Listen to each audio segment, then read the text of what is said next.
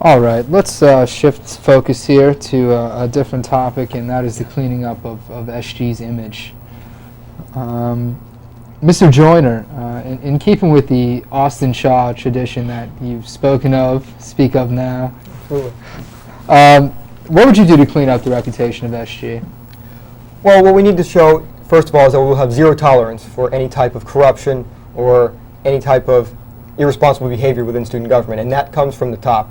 The chief executive needs to, and if you give me the honor of electing me, my first directive will be to all members of student government that there will be absolutely no toleration of any type of activity that mars the image of student government.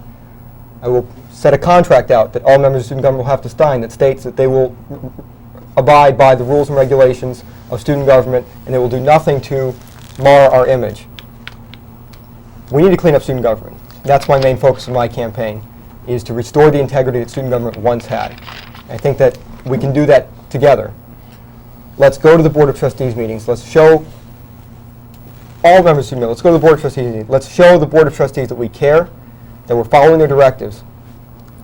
We need to start from the inside and work out. Start from the very top. If you believe you have a conflict of interest, disclose that and allow the individuals and the students to judge for themselves on whether or not you're an effective or an appropriate person for a position. We need to clean up student government, Mr. Editor, and I'm going to do that should you elect me. Mr. Texera, do you have a response? Definitely.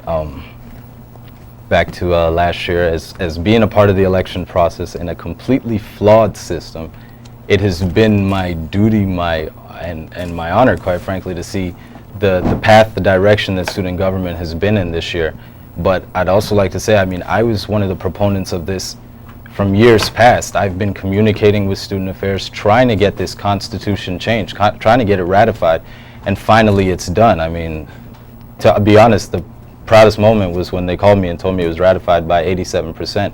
It's a change in the right direction. The problem with student governments in the past, it was too many chiefs and not enough Indians. So little amount of people with all the power. And they just had total and absolute power. And with this new constitution, the power is dissolved. It's given back to student affairs and back to student government. There's checks and balances in place that shouldn't allow for this corruption to happen. And just as I said before, and I'll say it again, as part of student government, there's no way I could let what happened to me before it happened to anyone else. It's just, if there's a life's goal for me, that's it. Student government will be straight and narrow, not abusive and corrupt like it has been in the past. Thanks, Mr. Texera. Welcome. Mr. Torres? If I can respond, of course. I think I need to make something very clear. In my administration, there will be zero tolerance for corruption within SG. I think it's vital and it's important. I think something that you can consider is something just currently right now. I am a member of student government. I sat on the university-wide council, and now I'm a Boca senator.